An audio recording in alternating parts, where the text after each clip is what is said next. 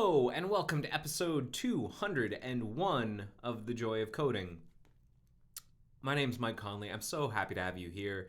It's December 11th, 2019. We're almost at the end of the year, and we're going to be doing some Firefox work today. Going to be hacking on, going to be doing some profile analysis today, hopefully. Let's see how it goes. Let me share my screen, and we'll get started. Okay, so yeah, as I said, today is December 11th, 2019, and I just wanted to remind you that no plan survives breakfast. I kind of know what I want to do today. I kind of know, what I want to look at, but things might go horribly wrong. I might get distracted. Things might go off the rails. That's okay. That's all par for the course. I'm not trying to do anything. This isn't a presentation where I've pre-scripted anything. Everything here is off the cuff. I've captured software development in the raw. That's how it is. So if things go wrong, it's as expected. Situation normal. That's the first thing.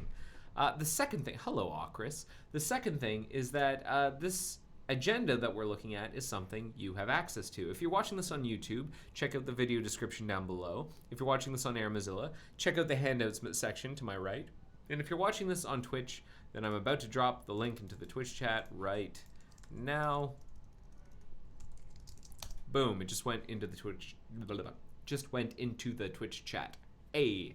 There it is. I have to do mouth exercises or something. I feel like my mouth is getting more and more sluggish. Maybe with age or just I haven't been doing my exercises. Anyways, the first thing I want to point out is that there is an episode guide.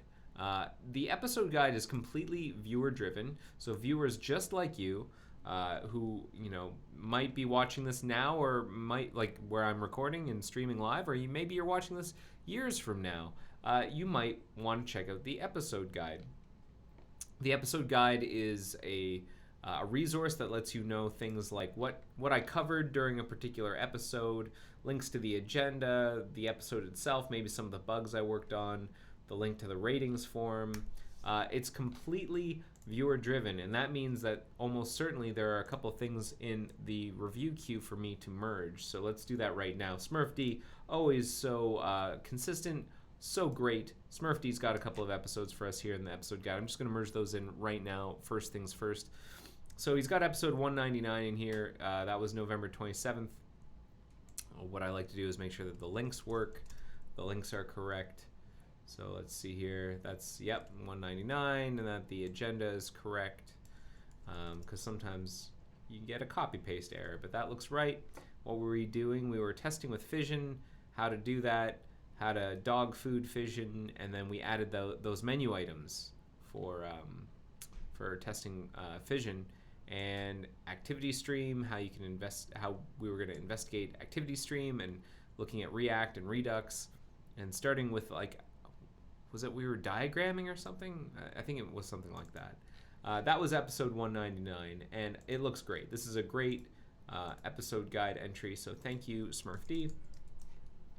So 199 I've just merged in right now. The other one I want to look at is episode 200. That was last week. It was a special episode. I was not working on anything Firefox related. I was working on it was a special episode where I was eating spicy Thai food, and I was looking at some Advent of Code puzzles. And that was on December 4th last week. Correct. We're going to just make sure that links correctly. December 4th. Yep, this was the episode. I was eating spicy food. I was working on these Advent of Code puzzles. It was very spicy. Suffice it to say, it was an experience. It was like this experience, internally as well as externally. And we wrote our solutions for those Advent of Code puzzles in Rust, and it worked out. How far did we get? We got 3 stars. We got halfway through day 2, and then we had to stop. And I was using, apparently I have this Sublime text plugin called Rust Enhanced, I guess, or maybe I do, maybe I don't. I do realize while I was working on those puzzles, I was getting some really excellent feedback from my editor, and it was operating as I was editing the code, and so maybe I had it installed, I just didn't realize. So yeah, this looks like a great episode guide. I'm gonna merge that in too. Danny Colon asks, "How is the day after?" Let's just say, what did I phrase this as? My internals were something where between like a rock tumbler and the surface of the sun. How's that? Somewhere between those two extremes. So merge those in. What are we working on today? I wasn't actually planning on doing the About Home performance analysis. I was planning on doing a different kind of performance analysis. Specifically, I was need infoed on a bug over here in bug 1596416. There's a test, a Talos test that measures our performance painting and animating tab animations. So like the tab opening and closing animations, it measures those. And it measures a bunch of different scenarios. And I happened to gather some profiles finally.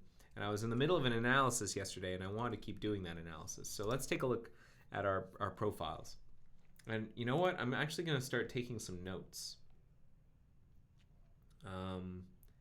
Where's a good place for notes? Maybe under like,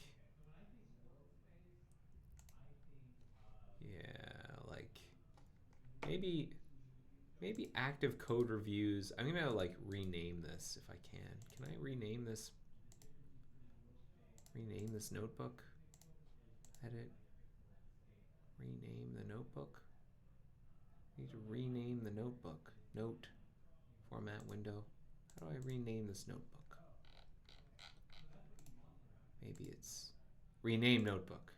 Rename. It's going to be active code reviews and analyses. And so I'm going to create a new note in here, and we are doing an analysis of this bug. This is a so apparently there's a tart regression after the patches from bug, and the bug was this one. From this bug landed. Implement using CSS grid and remove NS stack frame.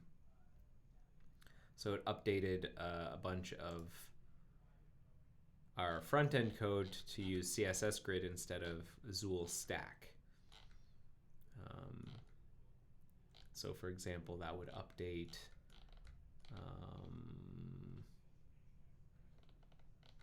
our toolbar buttons are using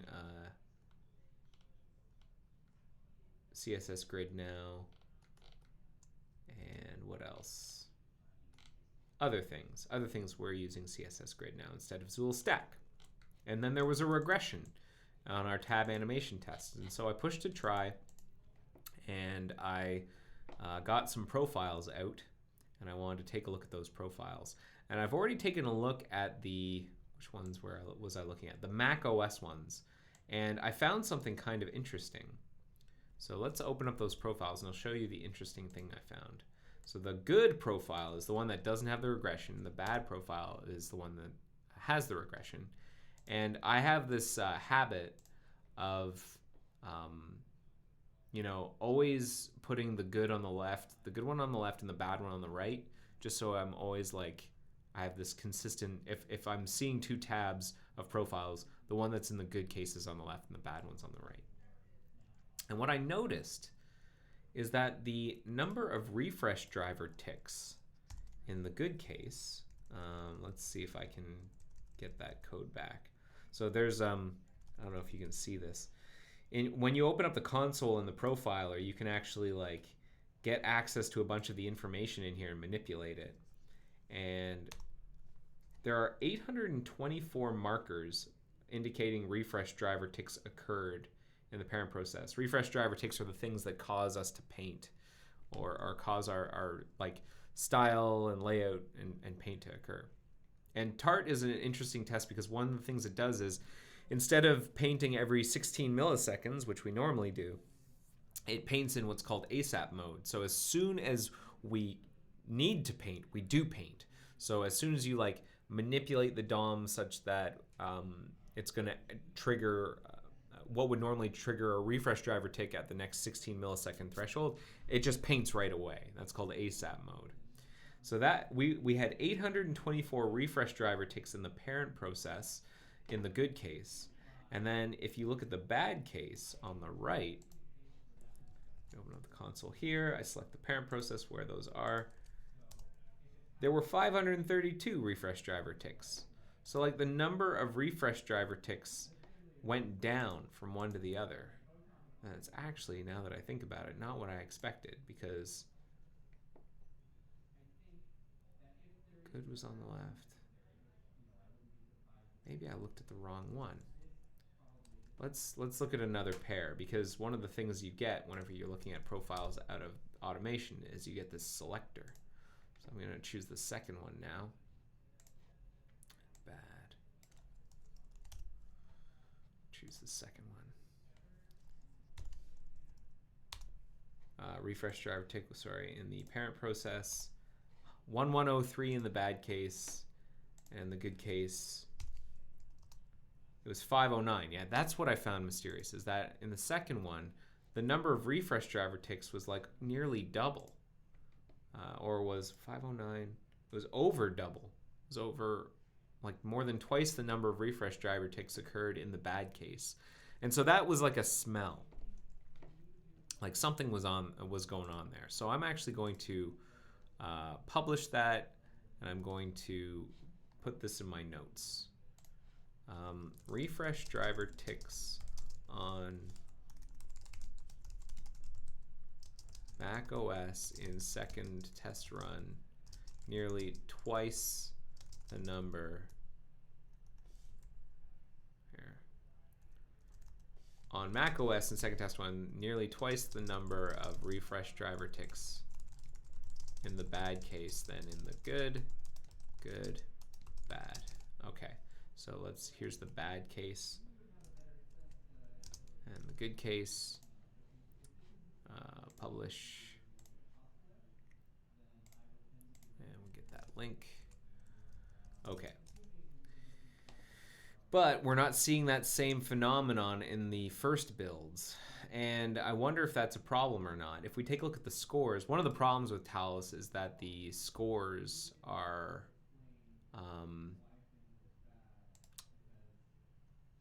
hold on a second, which one do we want? Yeah, we want the second run. The scores aren't obvious, like what the actual test result was. So let's open up our test results here. The test results are here, actually, right? Here are the test results. That's one, and here's the other one. So that's good on the left, bad on the right.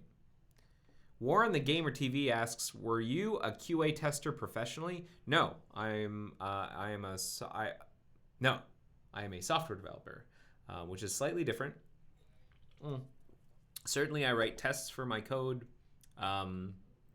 Certainly, I manually test my code, but it's not my primary duty to test code. My primary duty is to fix bugs and to do what we're doing right now, which is performance analysis and consultation. So that's what I'm doing right now. So in the results for the first builds are all on the left, or the first runs are all on the left. And so let's take a look. And so higher is worse. And if we see here, this is the good case, this is the bad case. We actually improve in the bad case for the first run. Here we regress a little bit. And then same for the half. We're the same. DPI1 all, or slightly worse. Icon open DPI 1/2, 2.7 versus 3, so we're slightly worse. Okay, so there does still appear to be a problem in the first run versus the second run. But I don't know. This refresh driver thing may or may not be the problem. Let's keep looking. What are other things that that might jump out.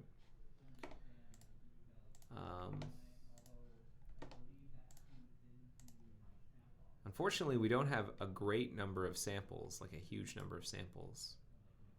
We do have markers, though, and our markers might be able to give us a sense of what's going on.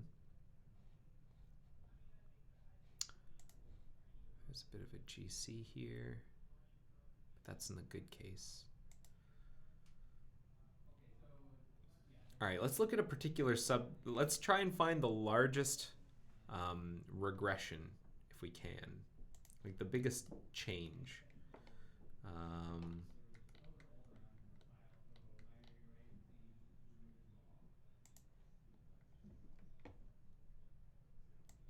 So icon close DPI 1 all.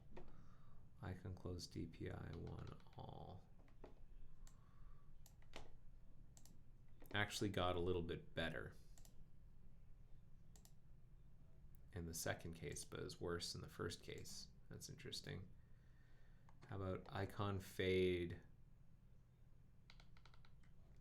open DPI 1 all, 3.3 and 7.2. Icon fade open. Where is it? Icon fade open DPI 2 all. 2.1, 4.4 in the bad case, 3.3 and 7.2 in the good case. That's also slightly better. So we're looking for like a really, oh, new tab open preload, all 36.6 and 3.9. So that one's worse in the first case. And that's by like 6 milliseconds. I wonder if that's enough for us to like find a signal here, because that's part of the problem, is we're trying to find a signal that will help us like determine what's going wrong, why things have gotten worse. And the other thing I want to do is see if there's anything in here regarding stack and grid. I'm going to close the terminal. Stack in the good case and grid. Yeah, there's nothing regarding grid.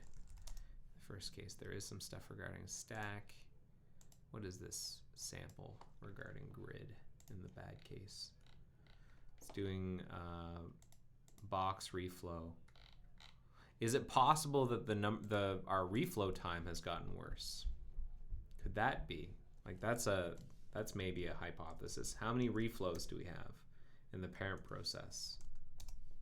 23 in the seems low. Yeah, sorry, it was only checking the selected region.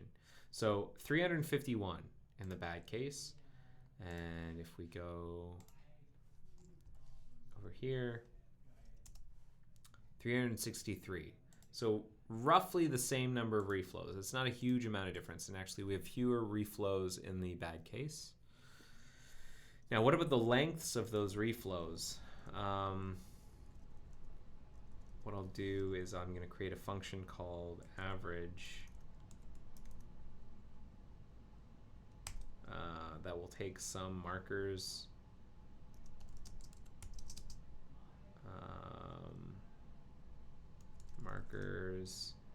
and then what it's going to do is let sum equals 0. There's probably a way to use like accumulators or something, but for marker of markers, sum plus equals marker dot duration, and then return sum divided by markers dot length. That will give us the average. So average of the reflow markers. So these are our reflow markers, and then so if we say the average of the reflow markers, 0.29 milliseconds in the bad case. Let's define this same function inside of the good case, and then we'll run the same function average. So reflow got a slightly worse in the bad case.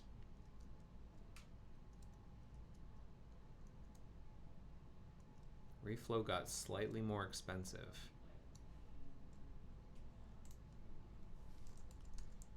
appears to have gotten slightly more expensive in the bad case on average. Interesting. What's the most expensive reflow? Let's take a look at our reflows. There are 351, which is the one that has the highest duration. We could write like a little function. They're all pretty. All right, so let's create a function called like max markers. Let result equals 0 for let marker of markers if, you know what, I can actually do this on multi-line. That might be nice. Got it. For let marker of markers if marker dot dir is greater than result, then result equals marker dot dir, and then return result. Oh, and now if I run right, I've already defined it. So let's close down here. And I'm gonna say max. What's the maximum as opposed to the average? What's the maximum? Oh, there was one that was like 1 millisecond long. That's interesting. You know what I should have done actually is I'm gonna redefine that. I'm gonna redefine that function, that max function, to not just return the value. Market is great as a result. Dot dir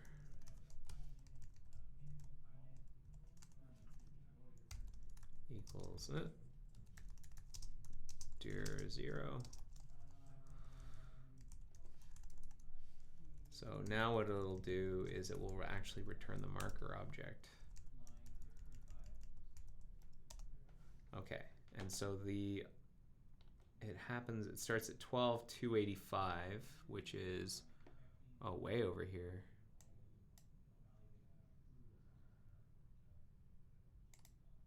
$12,285. What? That's way off the beaten path here.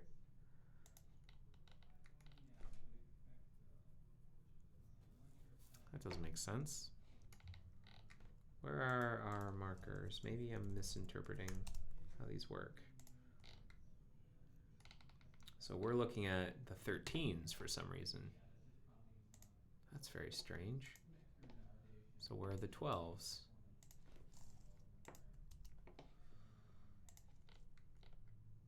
All right, well, it's in here, 12,285. It's probably in this group right here. We have a reflow that's taking a full-blown millisecond. Here it is. That's our reflow. So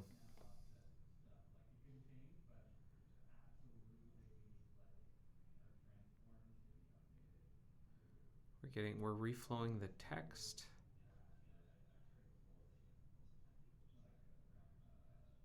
And what is the maximum reflow? What's the maximum reflow in the good case? Similarly, 1 millisecond. Okay, that doesn't sound like it's you have 1.07 there, says SmurfD.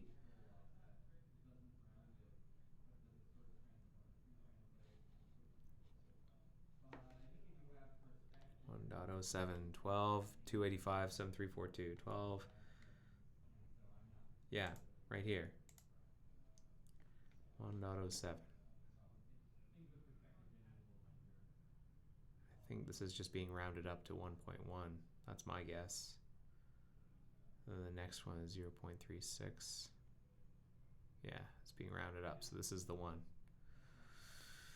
This refresh driver takes 3.3 milliseconds.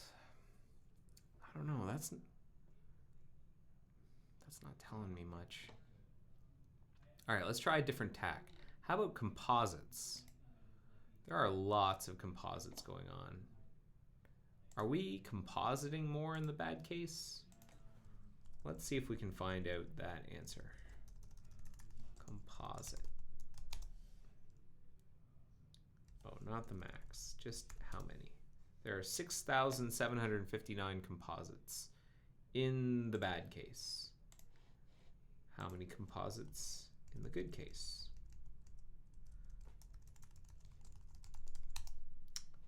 What? Oh, sorry, that's the average. 6,323. So it's not significantly more. It's a little bit more. We are compositing more in the bad case. That's interesting. Let me write that down. Compositing more in the bad case on Mac OS. Does that hold for other platforms? We composite more?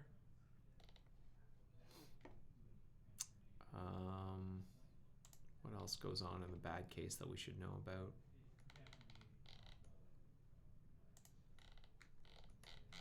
Oh.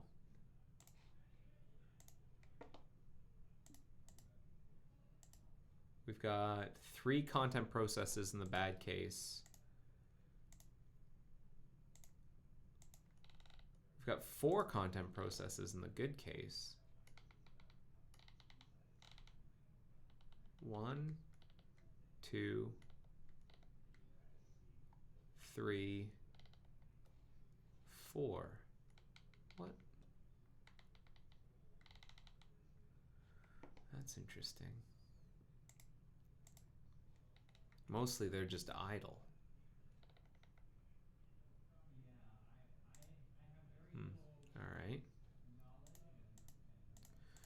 Let's see if that's true for the for these other runs. Let's look at some other runs as well on Mac OS. So let's look at the good build first. Oops. Whoopsie daisy, I didn't mean to.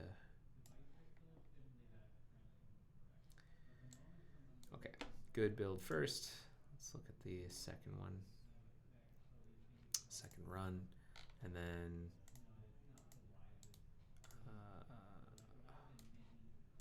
put the bad one on the right. Let's look at the second run. We have 3 content processes in the bad case. We have 3 content processes in the good case. Okay, so maybe that was just noise, irrelevance.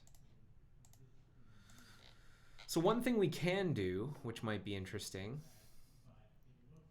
is to publish these and see if we can use one of our tools to detect the differences between the 2 different runs. That's another thing that we have the capability of doing. So let me see here. We have compare. Yeah. So I'm going to give it profile 1. That's this one. Profile 2. It's this one. Retrieve. Give me the difference.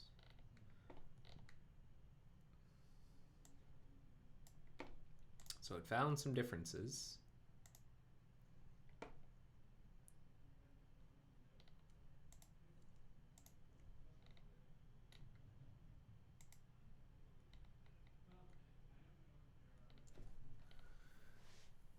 Paint.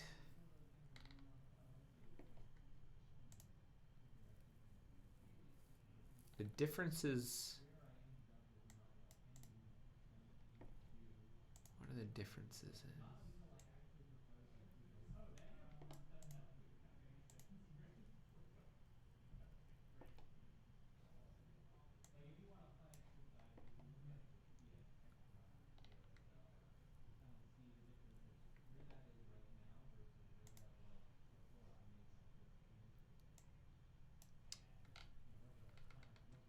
Thinking. There is a lot of like graphic stuff. painting. Is it possible that painting is taking longer between these two cases? Let's find out. Let's actually go back to these two because we have our max and our min, or our max and our average utilities defined. So let me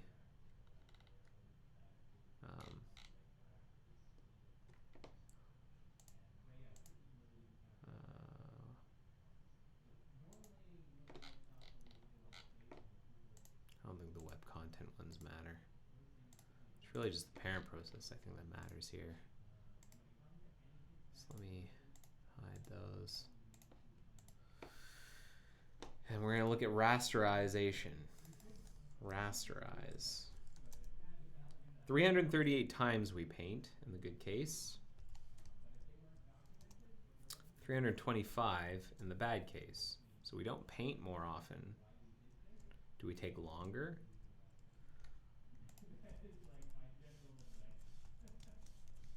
In the good case, it takes us 0.34 milliseconds to do each paint. That's quite fast.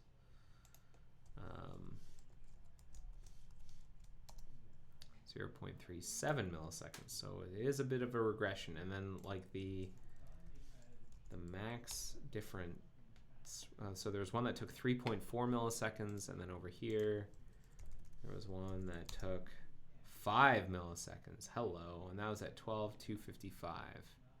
So somewhere over here again, I think. Right there. That was our rasterization. Took a lot longer. Why? Elements were traversed. 22 elements were styled. Did reflow. Then styles again. After reflow. Because of underflow. Underflow.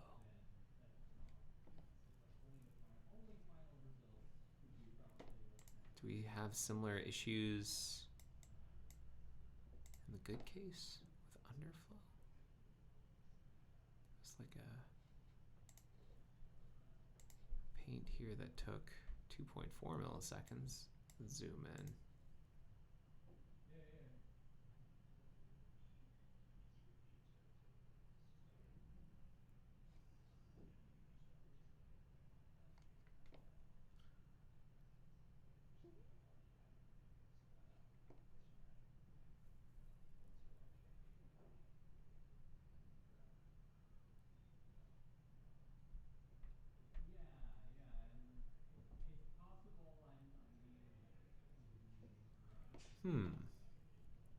Is there an underflow event here?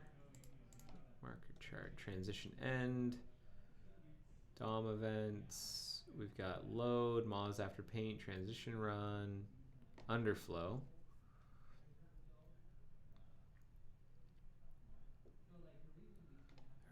More Moz after paints event here. Moz after paint events here.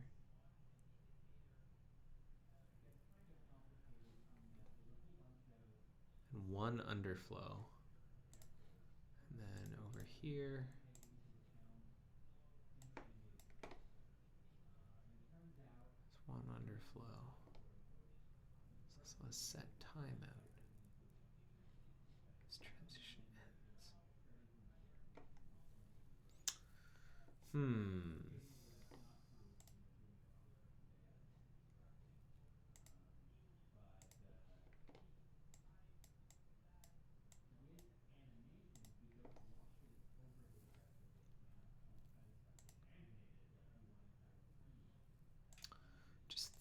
Just thinking. What could be the reason? Hello. Scripts and refresh driver ticks. So Chrome utils import here in the bad case. That doesn't happen in the good case.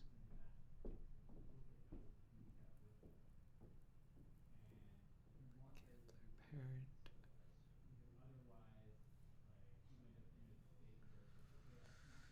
Some bookmarks getting updated.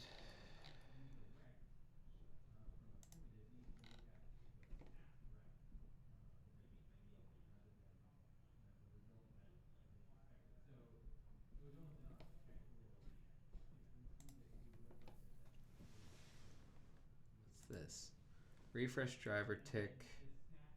Waiting for paint. Waiting for paint. Waiting for paint. There's a lot of them in here waiting for paint.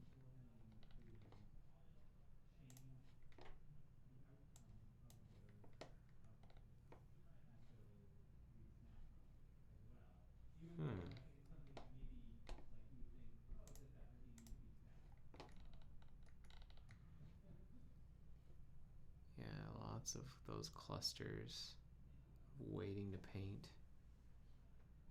Waiting to paint.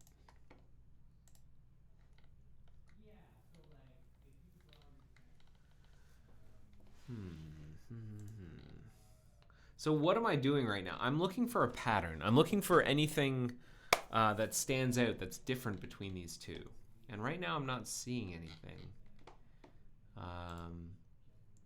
You know, this one starts a little... We start profiling a little bit later here, but otherwise it's not too different. Like here, we just zoom in. Or hang on, zoom out again. It's probably enough.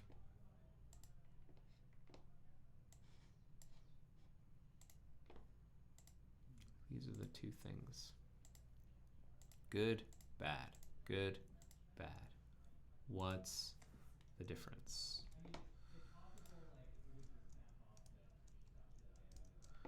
In the good case, there's a garbage collection here that begins. The parent process, we garbage collect here. We do not garbage collect in the bad case, so the memory does go up. Takes a nice dive here. And it starts climbing again, the bad case.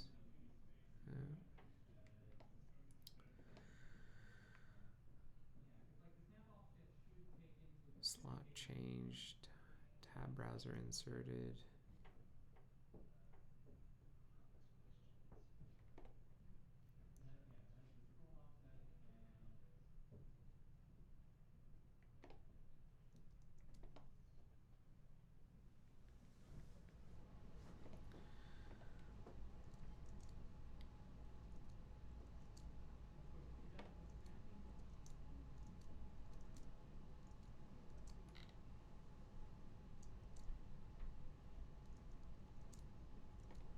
DOM content flush takes... This tab was inactive sometime to navigation. Blank eye contact and DOM content flushed.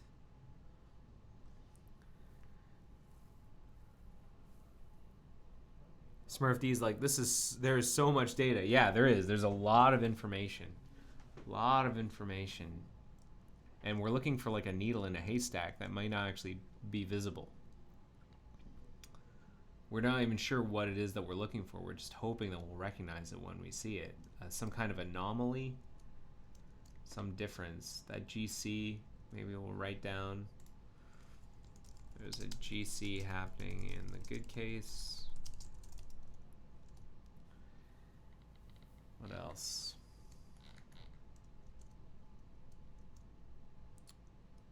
Things are a little more spread out in the bad case. Just seem to take longer.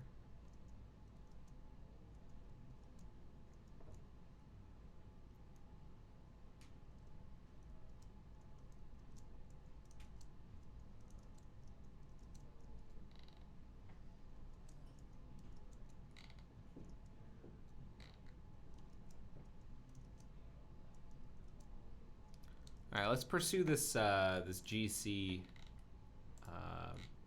theory again. GC does happen here. Doesn't happen here. Could it be that for some reason we're accumulating memory differently?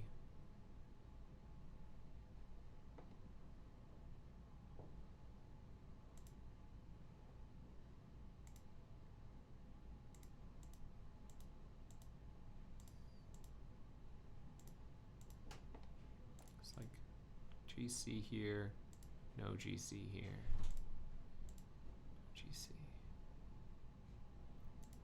Anything else stand out?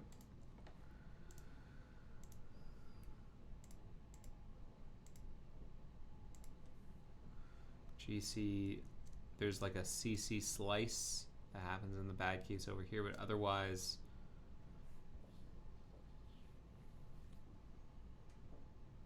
there's like a heap compaction.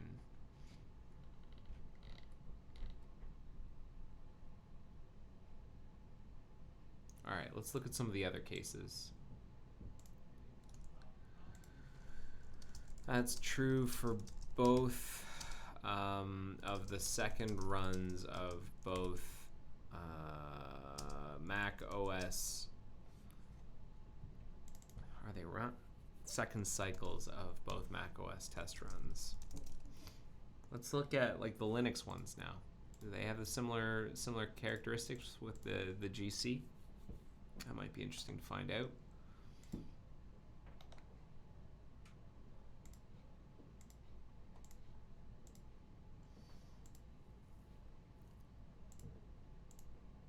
I don't think so. I don't see a GC there.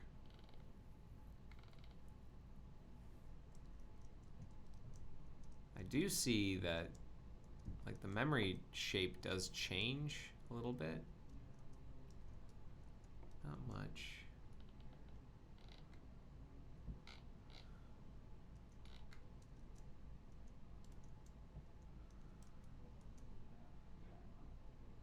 Gray flow back here.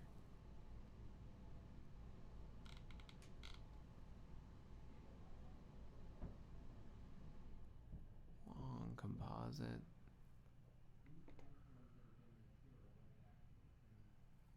Paint. Let's put this one into the comparator. See what it thinks.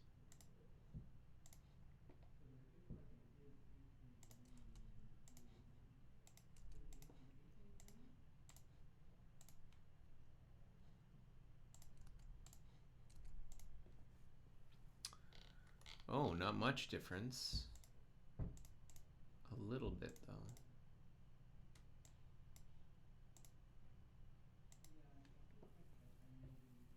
Synthesizing mouse events.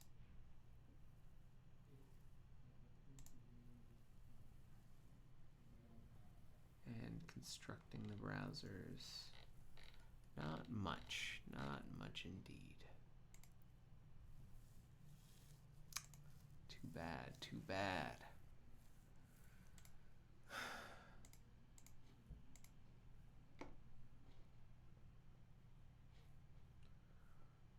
Content. This is the one that's painting, I guess.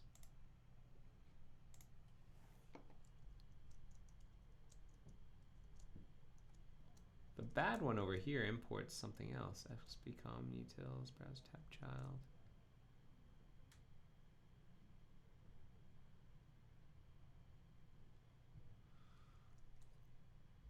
That's interesting. Why do you get XPCOM utils?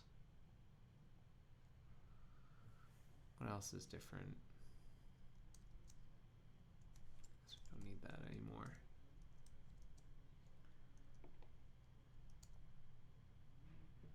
Profiler started.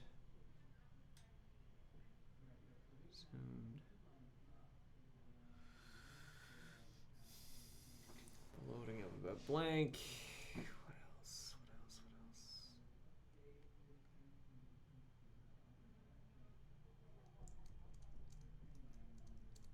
Nothing major, but we do load XPCOM utils. And what about the parent process?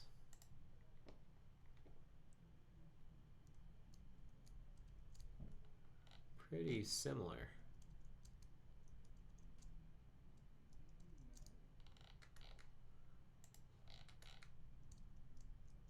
Ooh, this is where things get a little different.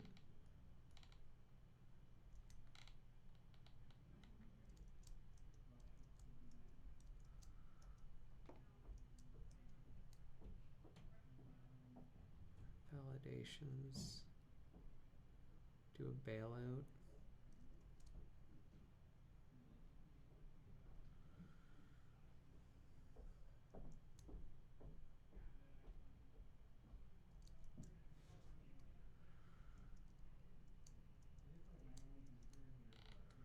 What else? Those are all more or less the same. Interesting. So we had like a bailout in the bad case here.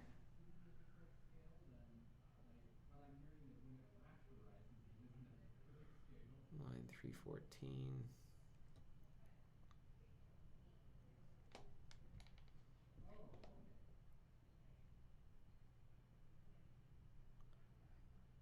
Folks, I got a bad feeling that there's not much to find here. That we're gonna end up just bailing. But I want to do my due diligence here. Composites. Let's take a look at Windows now. Let's look at Windows 7 to start.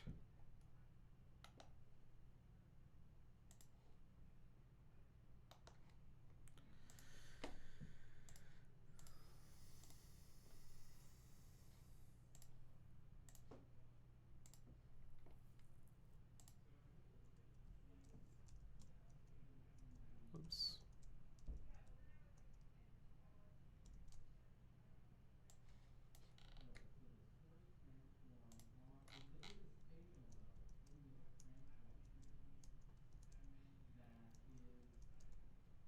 Is the good case?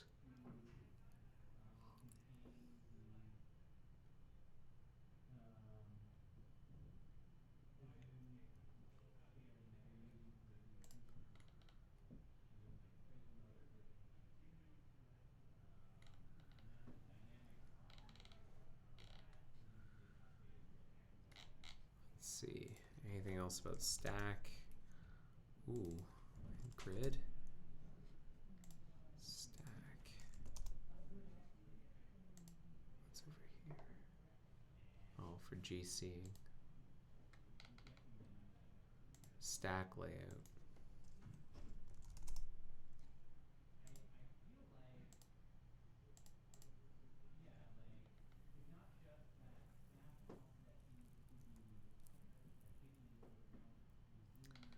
So we do reflow due to the refresh driver tick.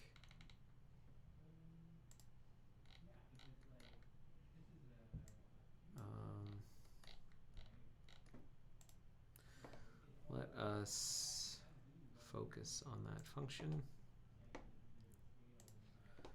10 milliseconds spent reflowing inside of grid container frame. Stack layout.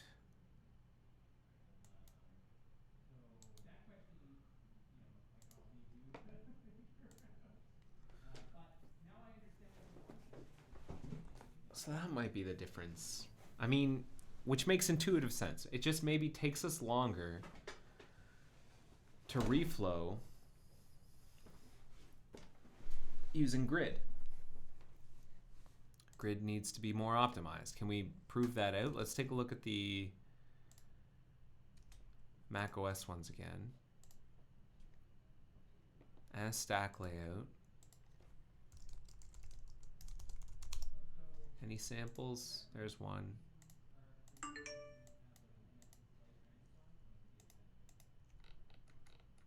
Stack layout, Zool layout, and in the bad case, what was the name of the frame? Grid container frame.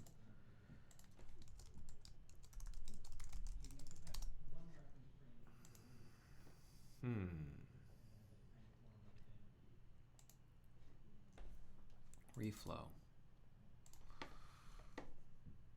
So here it takes us running time 20 milliseconds to reflow. And then over here to do the Zool layout.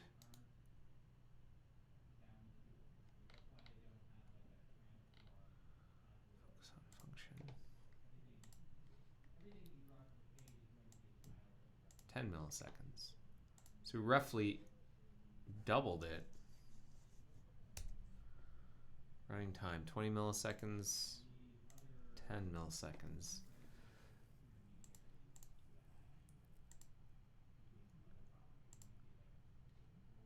So over here, 50 milliseconds versus 10 milliseconds. Huh. Okay. Hypothesis. Hypothesis time. We spend more time reflowing inside of grid container frame than NS grid container frame than we do inside of NS stack layout, Zool layout. True for Mac OS.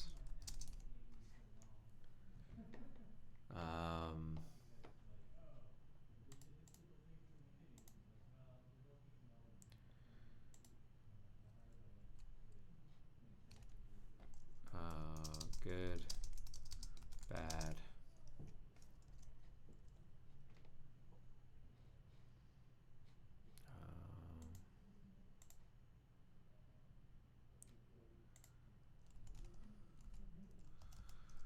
True for, what was the other one? Win 7. Good.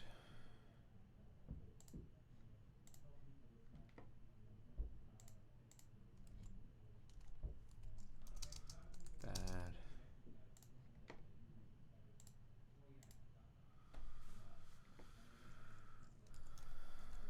And true for, oh, let's see, win 10. Let's see if it's the same. Win 10.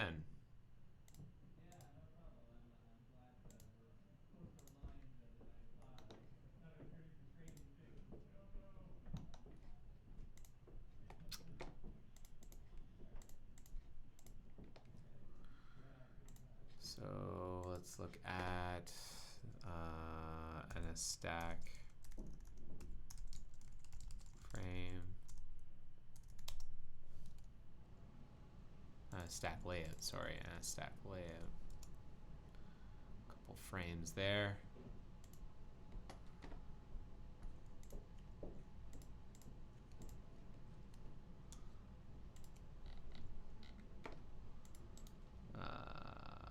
Focus on function.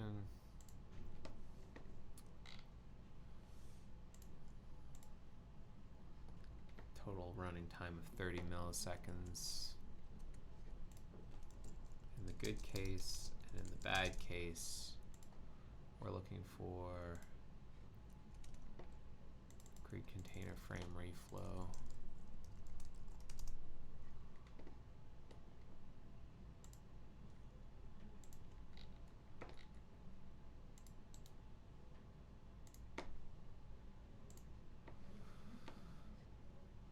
Publish.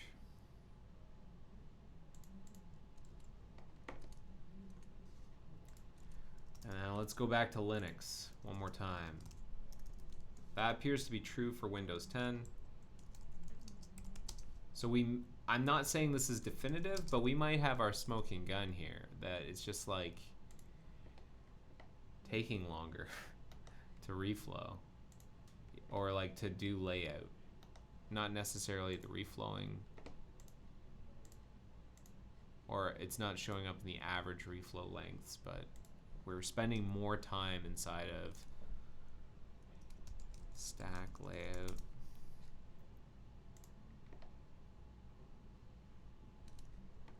No frames there. And grid layout. Couple frames, or a couple of samples. It's hard to say with any certainty because like there are so few samples. We're building the display list. We're not even doing the layout. It'd be good if like we had, so inconclusive for Linux. it'd be good if we had like just such a really clear culprit, and we could point to like a marker or something and say, hey, you were, when reflowing, 10 milliseconds.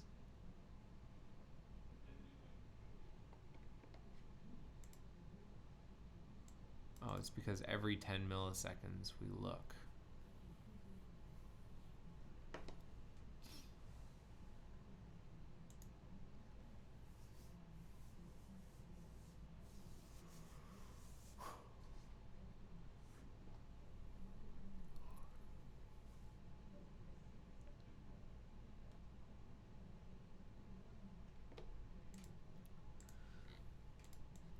I got some profiles here. I'm gonna write it up. I think what I found, the problem with the TART test is that it measures things that are very small.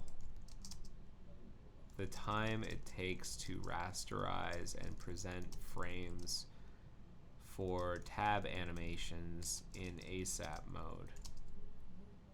These tests are notoriously sensitive, and it's oftentimes difficult to derive much actionable data out of a performance profile for them, because the regressions that it detects are often too small for the profiler to highlight. I will note, however, that it seems as if we've got more samples being collected in the bad case inside of NS grid container frame, NS grid container frame reflow, as opposed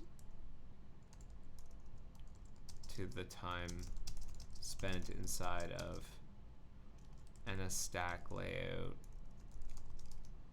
Zool layout for the good case.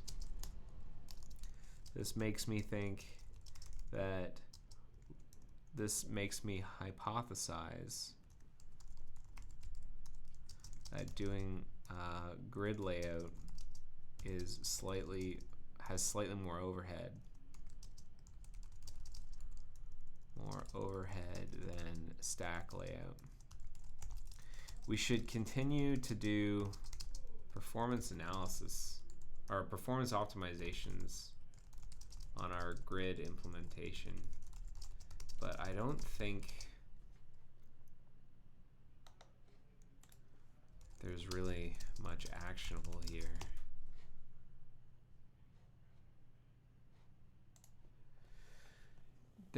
Dan Holbert, who is one of our layout engineers, connected us to this bug, and I wanted to take a quick peek at it as well.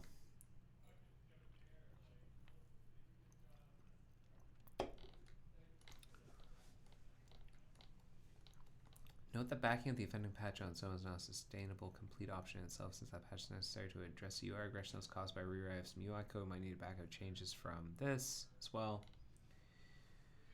Main difference is for NS grid container frame to call get Zool pref size instead of measuring reflow on Zool children. I would expect the new function call to be faster. Perhaps it's not. That's why I would suggest investigating profiles so someone gets a chance. Get Zool pref size. That's interesting.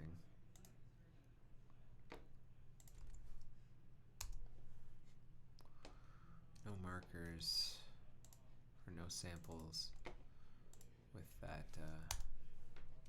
name. I would expect the new function call to be faster, but perhaps not. That's why I would suggest investigating profiles. Someone gets a chance to do so while I'm away. So I bet that the grid involved in the perfect correction here is not the grid that we were concerned with fixing in such and such. It's probably a different grid that gets exercised more thoroughly in our TALIS test. I think NTIM may have converted the top level about preferences layout to use a CSS grid. Perhaps that's the one we're experiencing the regression here. A lot of noise in the graph, but actually the beginning and end of that interval got me this push log. Triggered profiles.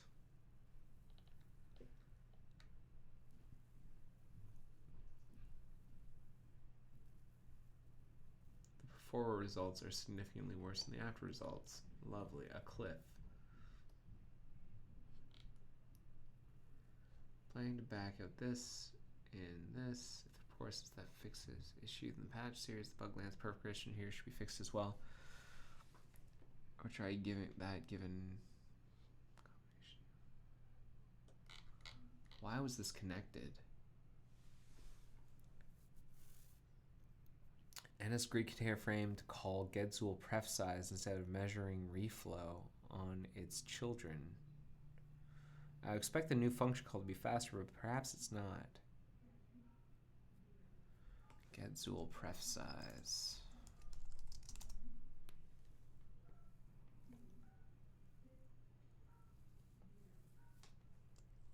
Grid. Container frame.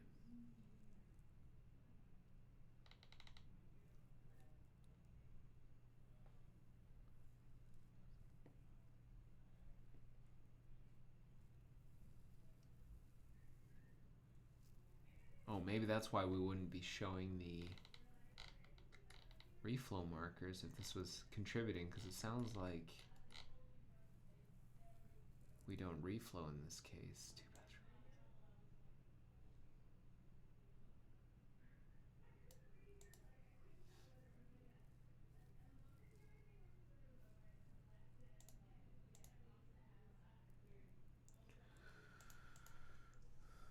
It's a little preferred size.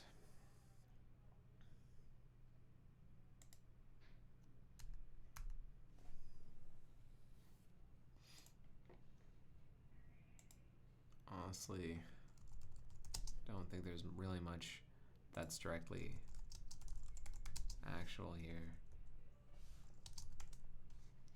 I'm just gonna give this the old sad face and say this is probably a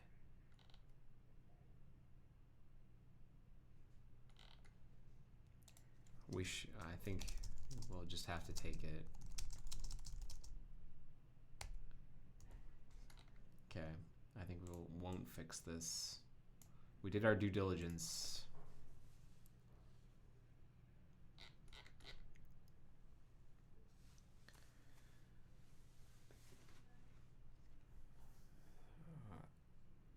Doing grid layout slightly more overhead than stack layout. Yeah, that was my conclusion. All right. And then this one is a much bigger regression. But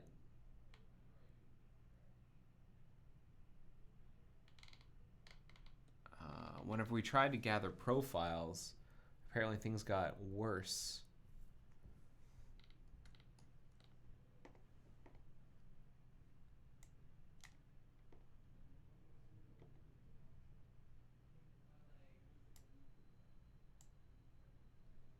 These are multimodal on the before run without profiling.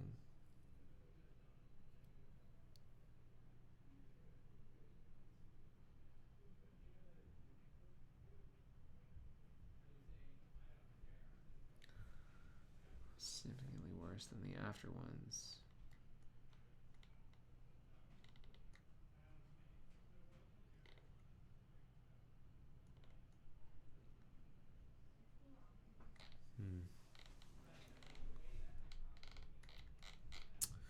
All right, well, I answered that question. How much intermittency can it be in these kinds of tests, asks SmurfD.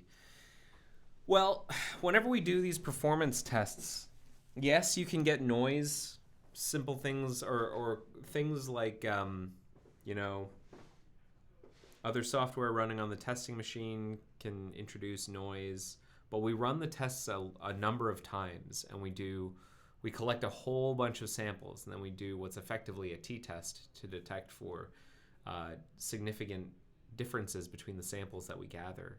And only the ones that seem significantly different do we look at. If you take a look at the, let's take a look at the graph. Tart over time.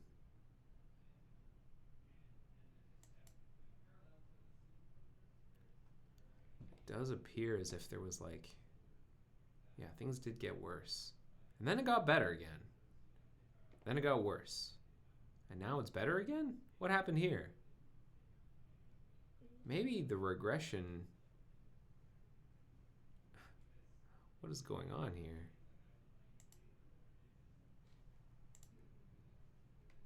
Let's look at Tart over here as well. Windows. Same thing. What's going on here? Let's zoom in.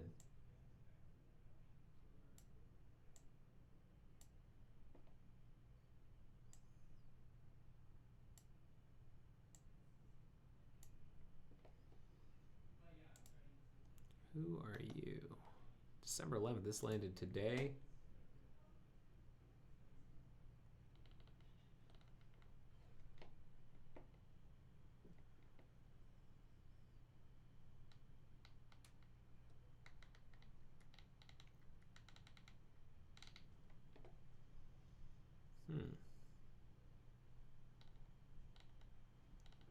For some reason, that's having a very positive effect on Tart. Like it's basically sending it down where it came from. 2.5, 2.4, 2.5, 2.4, 2.4, 2.4, 2.4. So something caused an improvement. I think there's like there's a cliff. There's a cliff. Performance cliff. And things just got like worse for a little bit, then better, then worse, and now better. So things are better now. Very interesting. I am eager to hear from the performance sheriffs what happened here. This is on Autoland. This one happened. Autoland.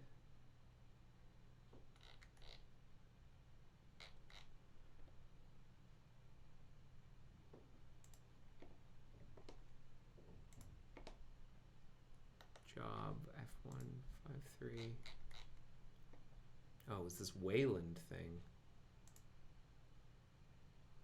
It's for Windows? Wayland? No, come on. E5.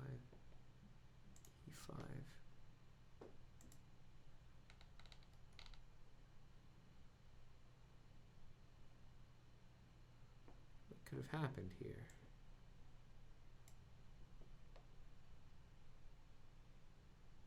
Yeah, Wayland should definitely just be for Linux. But on Windows 10, on this particular job,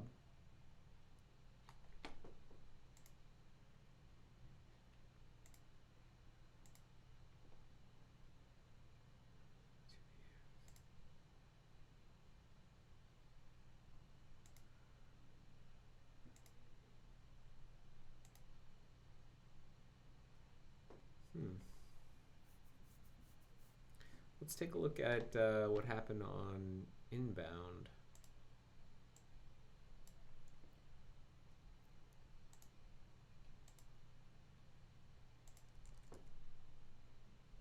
Oh, you know, it's because we're looking at shippable builds. Let's also look at non-shippable builds. Linux, not on Inbound. Let's look at Autoland. Linux 64 Tart.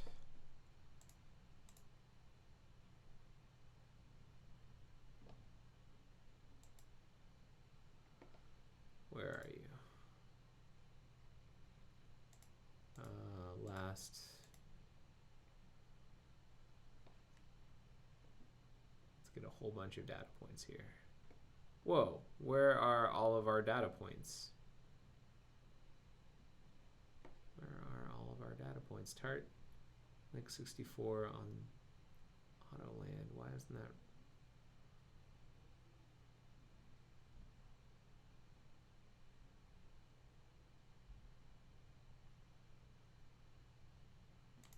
All right. How about Mac OS? I'm confused. Mac OS.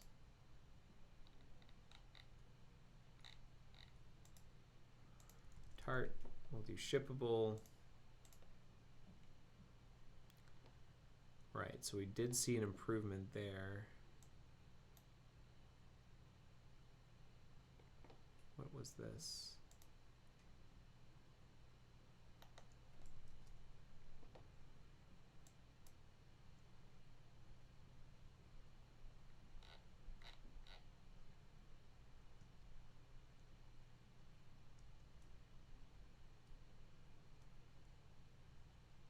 Tart improved significantly. These ones regressed.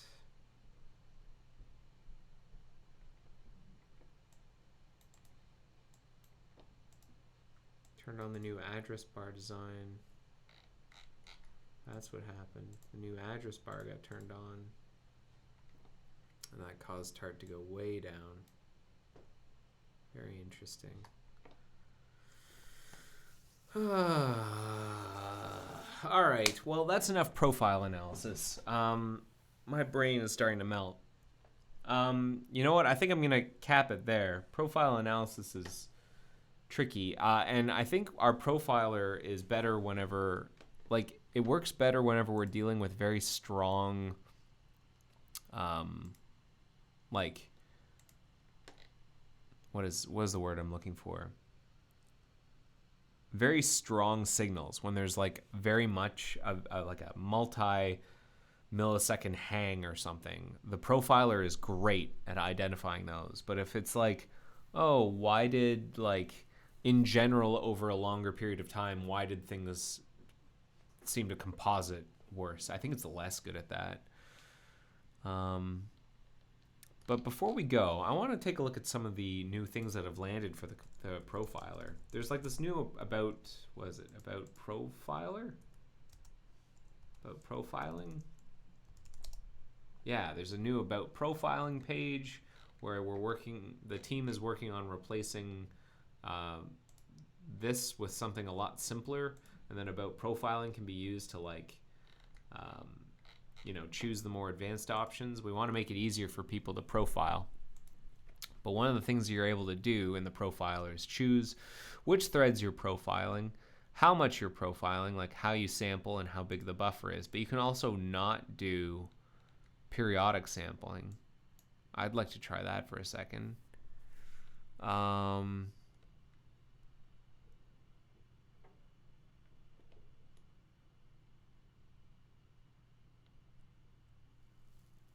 Track preference reads. That might be interesting. Track IPC messages. Thread responsiveness information. I guess that has to be... why would you...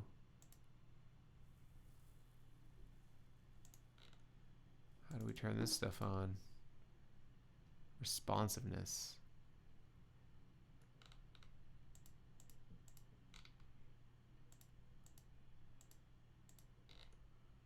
Turn on responsiveness. Oh well. I'm going to turn on no periodic sampling and start recording. Let's see what we get when we do that. So what we get, it looks like, is none of the samples. We get all of the markers. And what's nice about this is you get these like activity markers. Is that it's extremely lightweight. You can do this and it doesn't like impact, or it has very little impact on the performance of the browser. So that's good for if what Heiss was dealing with there, where he was like profiling and it changed. It's almost like the Heisenberg uncertainty principle, or like the measurement effect, where by measuring something you change the behavior of what you're measuring. Well, whenever you profile in this mode, you have a greater chance of not changing what you're measuring because the overhead is so small when you measure this way. Yeah, neat. Well, glad to know that that works. And if we turn, like, because normally what you get is like, you get these sample markers when we're sampling. What's this? GCs. I was GCing.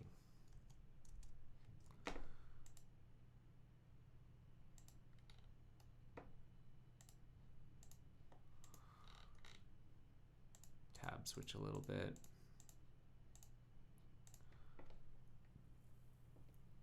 Lots of activity here, but ultimately pretty healthy. We are getting these, like, there was like a little bit of lag right there, whatever this was. Oh, opening up the panel. This panel, there's like a little bit of lag there. It's a little flicker too, but it's doing like all the layout, I guess, in the parent process. Very interesting.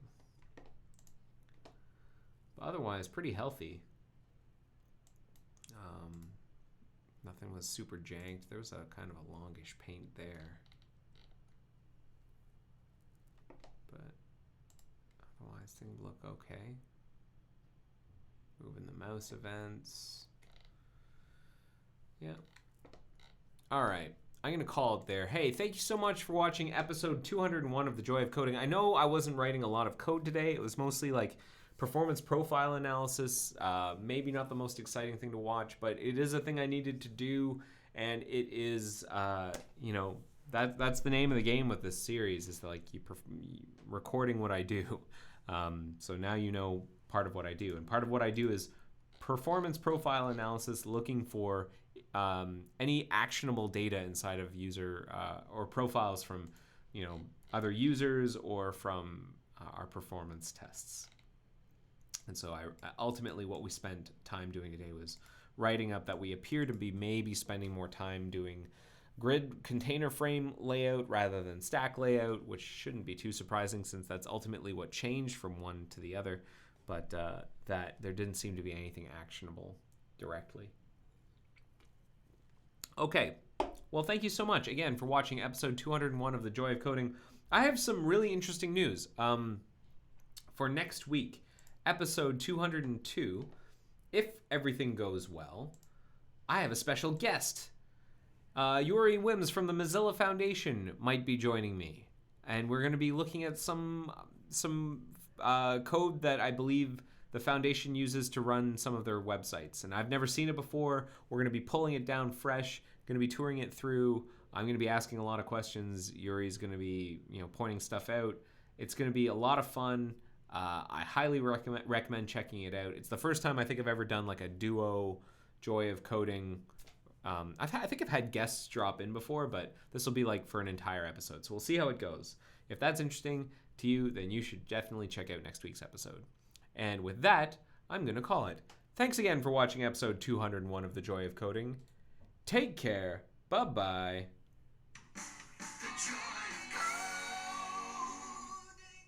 See ya.